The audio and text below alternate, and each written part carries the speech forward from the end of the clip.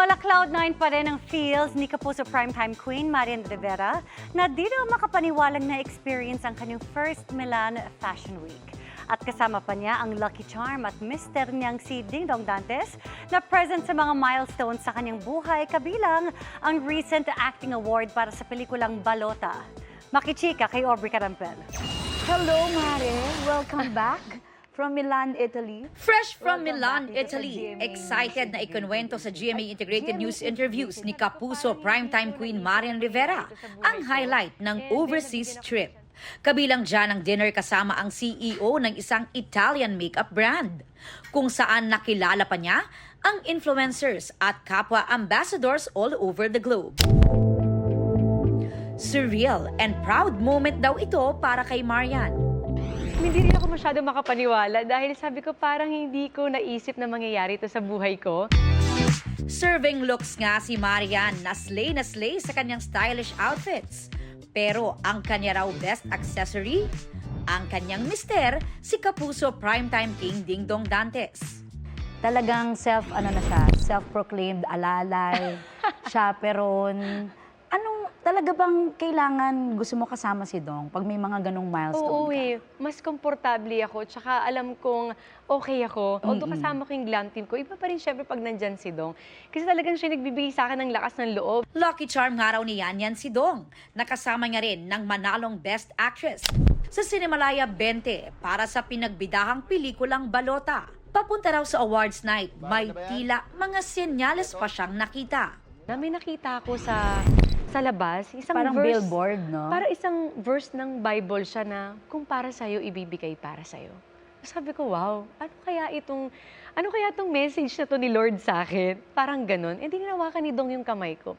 So, tinignan ko siya, sabi niya, yan, ano man ang mangyari, binigay mo yung best mo para sa akin, ikaw ang best actress. So, dun pa lang sabi ko, ay, okay na ako. Ang winning performance ni Marian bilang si Teacher Emmy, muling mapapanood sa big screen sa October 16. Very timely rin daw ito, lalo at mainit na pinag-uusapan ngayon ang midterm elections.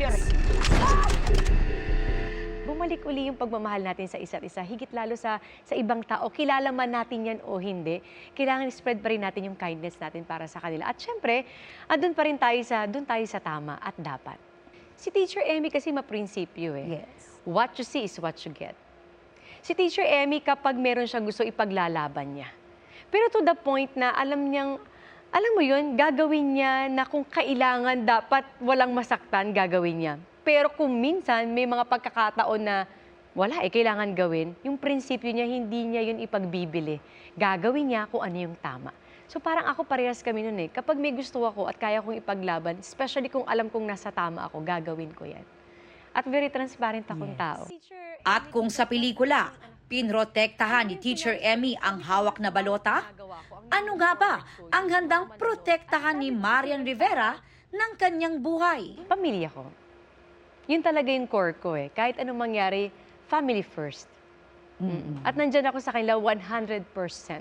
Kung kinakailangan ko hatiin ang katawan ko para sa school, sa gagawin ko yan. At sila ang priority ko dahil sila nagbibigay ng happiness sa akin. Aubrey Carampel, updated showbiz happenings. Ni-reveal ni Isabel Ortega ang espesyal niyang regalo para kay Miguel Tan Felix na nag-celebrate ng birthday recently. At sa gitna niyan, sinagot din ni Isabel ang tanong kung nagselo siya sa date mission ni Miguel at Nancy McDonough sa Running Man PH Season 2. Makichika kay Aubrey Carampel.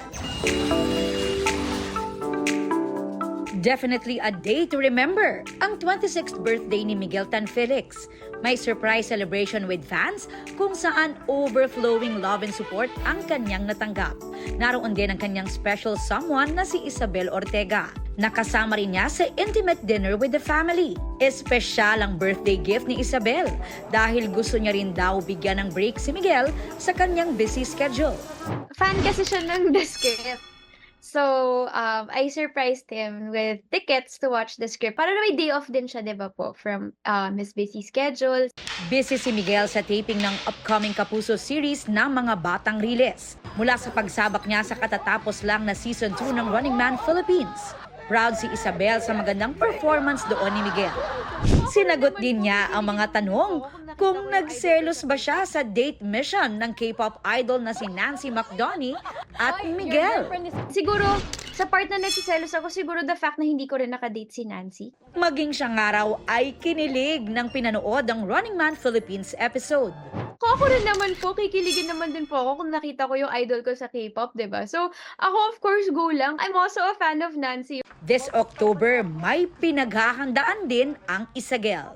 We're prepping for the premiere of Voltes 5 Legacy po sa Japan na may Japanese dub. Abangan po nila, pero we're going to have a hand po doon sa premiere namin sa Japan. Which is a milestone po for GMA.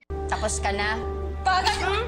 Pero bago yan, mapapanood muna si Isabel sa kauna-unahang pagbibidahan niyang Magpakailanman episode sa Sabado.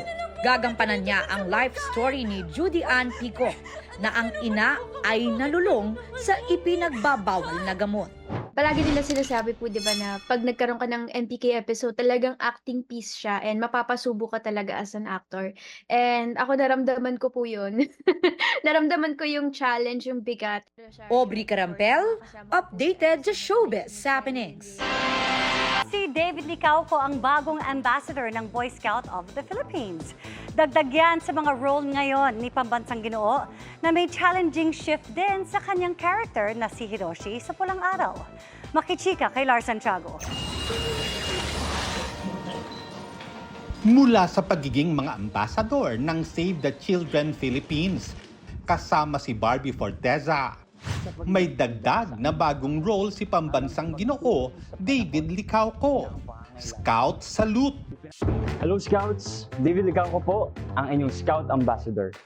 Lalong lumabas ang kagwapuhan ni David nang isuot niya ang Boy Scout uniform sa isinagawang introduction at oath-taking para sa kanya bilang bagong ambassador ng Boy Scout of the Philippines. I think representing an organization that has timeless values, from service to integrity, leadership. Those are the things na until now ay ginagawa ko, na until now I believe in, So for me to be an ambassador, it's a huge honor. Hindi raw nakakalimutan ni David kung paanong noong bata pa siya ay talagang pangarap niya ang maging Boy Scout. So pangarap ko actually gawin yun nung bata ko, na makita ko yung sarili ko, nag-aakit ng flag, ng Philippine flag. But then it didn't happen. And now, nakakatawa kasi parang goes full circle talaga yung buhay na if you do good things and babalik sa'yo. Ang mga Boy Scout, pinagkaguluhan si David. Tanong pa sa kanya, nasaan sina Eduardo, Adelina at Teresita? Nakakatawa, it just means na nanonood sila, sinusubaybay nila yung Pulang Araw. Kaya yun, I think that's a sign of success sa pinaghirapan ng buong production, from the staff to the artists and everyone. Tanjuse, arimasen. Hindi ko maaaring traidorin ang ating bansa. Kung ngayon daw ay matindi na ang mga nangyayari sa kwento ng Pulang Araw. At titiyak kong hindi na makakalapit ang lalaking yun sa kanila.